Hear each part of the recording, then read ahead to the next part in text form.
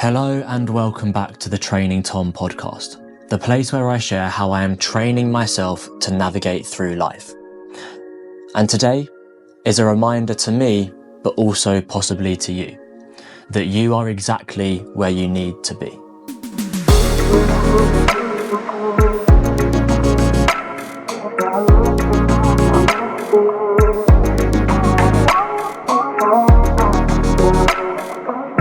This episode really hit home to me this week. Thinking about comparison, thinking about how I don't feel like I'm where I want to be in life.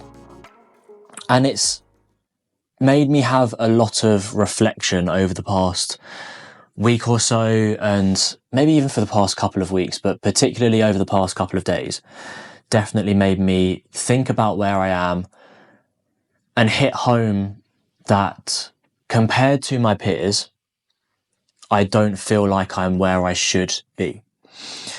And to give a bit of context to that, I am in a very different stage of, or should I say, I feel like I'm in a very different stage of life compared to the close friends that I have. They are in long-term committed relationships, thinking about marriage, potentially even married themselves, whereas I'm single and I'm exploring dating. They feel, or they look from the outside and from the conversations that we have, very settled down. Whereas my life is comparably more chaotic, you might say. They've all moved out of their family homes and own a home either themselves or with their long-term partner. Whereas I still live with my parents. And at this stage, I'm not in a position to move out. They are having conversations with their partner and as a group about future families and what timescales they might be working for to have children. Whereas I'm thinking about fitness and Ironmans and my calorie intake and protein consumption for the day. And they are seemingly very self-assured with the direction they're going in their life. Whereas I am questioning everything. And like I say, this hit home more than ever this week. One of my friends is a mortgage advisor, and I've been wanting to move out for a long time, but not really made any inquiries as to how I could go about doing that and whether I have the right finances behind me to do that as well. So I spoke to this friend a few weeks ago and I said to her that I'm interested in getting the ball rolling and seeing just simply whether I can afford to move out at this stage or not. So I got in touch with her and we had a conversation around, or didn't have a conversation necessarily, but I filled out a form that gave her an idea of, what I'm earning at the moment, what commitments I have financially, and what kind of deposit I have, but just some information in general to support her with finding mortgages and seeing how much of a mortgage I'd be able to borrow at this moment in time. And she got back to me recently. And for me, it was frustrating because I'm not in a position at the moment to get a mortgage, or at least get a mortgage that will provide me with a place that I am happy with and I feel like I can make my own. If I was to push my deposit up a little bit, it would wipe me out of all of my savings completely. I'd be able to afford somewhere perhaps, but I wouldn't be able to afford to do anything with it, and I possibly might not even be able to afford to live in it either. So essentially there's no chance of me buying my own property anytime soon, living in the area that I live in anyway. So that was quite challenging to come to terms with. So my other alternative is renting and trying to find a place that I can either rent myself or a house share that I could live in. And that's also proving difficult because of the prices of renting at the moment. And more than half of my salary every month would be going on renting a place, which would mean that I would be able to move out, but would I be able to enjoy the perks of moving out by socializing, by, living a more free life than perhaps what I'm doing at the moment? And all of that made me feel quite stuck. In fact, very stuck. Because I know what I want to have, I can see what everybody else has got, but at this moment in time it's proving very difficult to get there. But I was asking myself lots of questions around that process, around why I'm considering moving out, what the purpose of moving out is, and is it what I truly want, or is it more that I can see that everybody else has got that life and I want a piece of that as well? And some of those questions I was answering with, it's not necessarily what I truly want right now from a purchasing a property perspective at the very least. But from definitely from that purchasing a property perspective, no, it probably isn't what I want at this moment in time because of the kind of, I'm not going to say chaos, but the way that I live my life at the moment. Having a permanent base might not be the best thing for me. And not knowing what the future is going to hold as well. The purpose of it, though, is absolutely something that I'm aspiring for. The freedom that it would give me, the opportunities that it might present to me as well, both from a professional perspective and from a personal perspective too. So that was some quite challenging news to come to terms with, and it is giving me a lot of questions for my future, especially around my career and whether I'm in the right career at the moment, but also around that work-life balance and around questions around how I want to live my life in the foreseeable future, but also in the medium-term future as well. And then our boiler stopped working. And we're in day 2 of having no heating and no hot water at the moment. And that made me question things even more. Comparison became the forefront of my mind because if I wasn't living at home, then I would have heating at this moment in time and I would have hot water and it wouldn't be an issue for me. Okay, maybe it would be an issue later on down the line, but just with where my thought processes are at the moment, I can see an alternative, and that alternative looks much more enjoyable than the current situation, shall we say. And as I've already mentioned, it makes me feel very stuck. It makes me feel very stuck at the moment, but also in general, it makes me feel stuck quite a lot of the time because I don't have what everyone else appears to have. Then I saw a reel on Instagram, and in this reel on Instagram, it shared how a typical day in the life is different to an Instagrammable day in the life. How online we see everybody's highlight reels. We see, especially with the type of Instagram account that I have, people waking up at early hours in the morning, going out for their daily run, going to the gym later on in the day, eating the perfect breakfast, seemingly having the perfect job. And we see the highlights and the best bits of everybody else's life. And we compare that, and I've mentioned this before, we compare that to the challenges and the low points of our own lives. And it's not a fair comparison.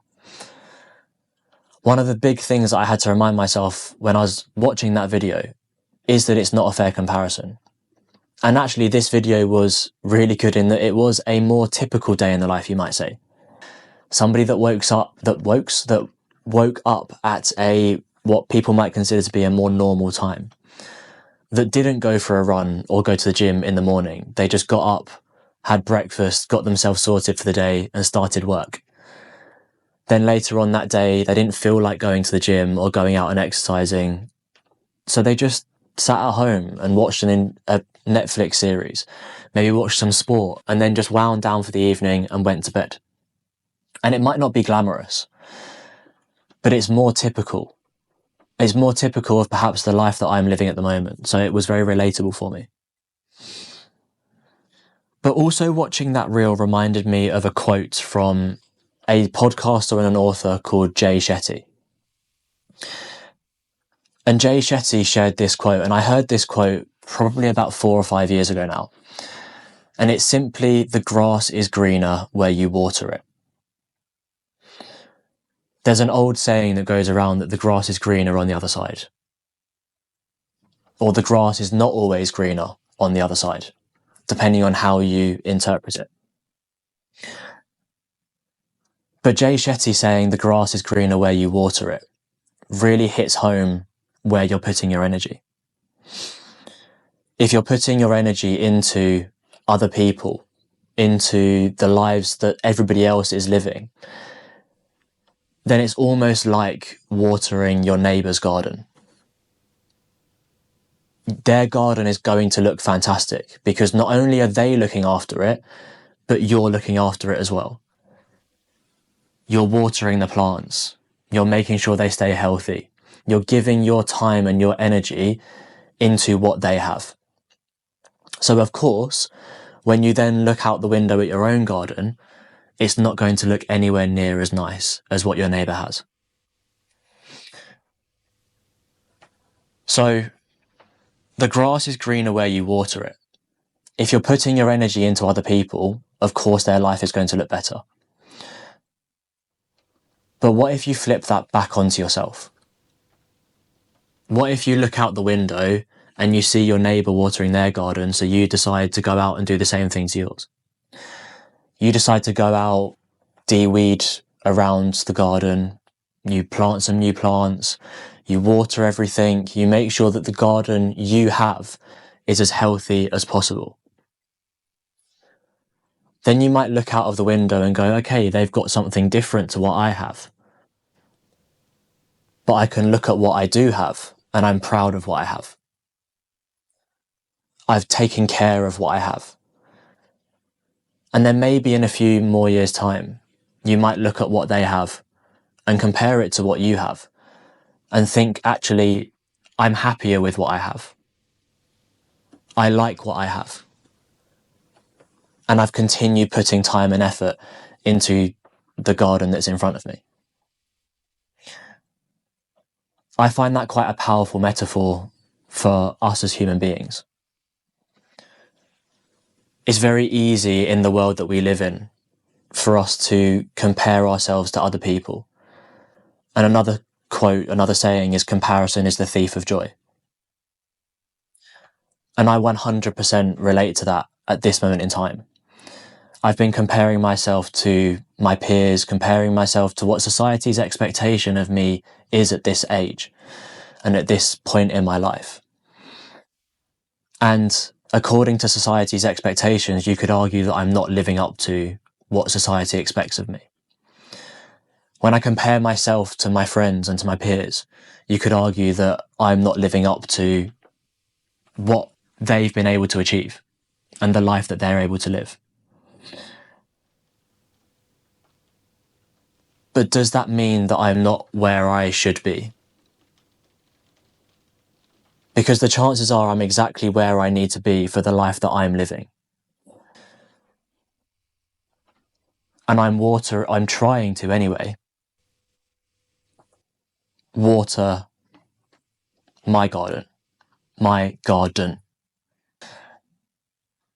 Because the grass is greener where you water it.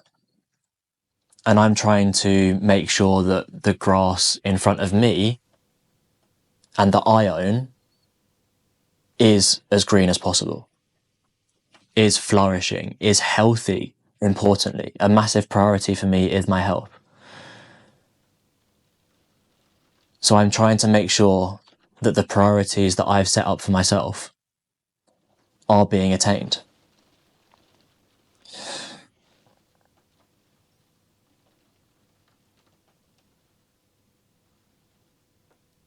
And this is difficult sometimes.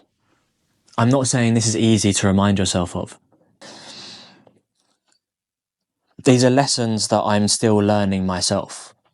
These are things that I'm still trying to remind myself of on a monthly, weekly, and at this moment in time, a daily basis, that I am exactly where I need to be and that I need to put energy into the things that I am doing and the life that I want to live. It doesn't mean that I shouldn't try to change where I am in my life, because there are some things that I want to change. I've mentioned in this episode wanting to move out from my family home, and that's absolutely something that I want to be able to achieve in the near future, not just in the distant future. So that's going to require me to change my behavior, to change the way that I look at my finances, to learn some lessons around finance management, and possibly even embrace the challenge of a new career or a different role at work. Maybe even having an uncomfortable conversation about my salary and the expectations for my salary and what I'm doing within my work. But I want to focus on what I can do, where I put my energy and where my mindset is, because they are all things that I have control over and they are all things that I can influence. And they're all things that can help me water my garden. Yes, I might still have comparison, but ultimately comparison is the thief of joy. And the logical side of my brain tells me that there's no point in having that comparison there if it's not serving me. If it is serving me, if it is pushing me to become a better person, if it is challenging me in different ways, then yes, that comparison is worthwhile and it is useful. But if it is simply there to remind me of what I don't have, then it's not serving me. And I can do things in a different way, put my energy into different places, and water my own garden. And a question I have for my future self is, what are you going to take away from this time? Are you going to look back in years to come and think about the life you wish you had and how you wish it had been different back then? Or are you going to look back at all the things you learned, all the things that you chose to do, all the adventures you had and the lessons you learned about yourself, and be proud that you experienced all of it because it made you the person you are today? I might not be happy where I am right now. I might not enjoy my circumstances, but I'm living it for a reason. Maybe that reason is so that when I do have the things that I aspire to have, when I do live the life that I want to live, I'm more grateful for it. Maybe all of the things that I'm experiencing right now seem really challenging at this moment in time, but in the grand scheme of things, in the grand scheme of my life as a whole, are nowhere near as big as some of the challenges that I will face in the future. But they've prepared me to face those challenges. But ultimately, it comes down to the fact that I'm exactly where I need to be right now. It doesn't mean that I don't want to work hard to change it. But right now, I'm exactly where I need to be. And it might sound very easy for me to say all of this, but it's only through constantly reinforcing and reminding myself on a weekly and a daily basis that comparison is the thief of joy, that the grass is greener where you water it, and that you are exactly where you need to be. That in these moments of challenge, I'm able to remind myself of those things.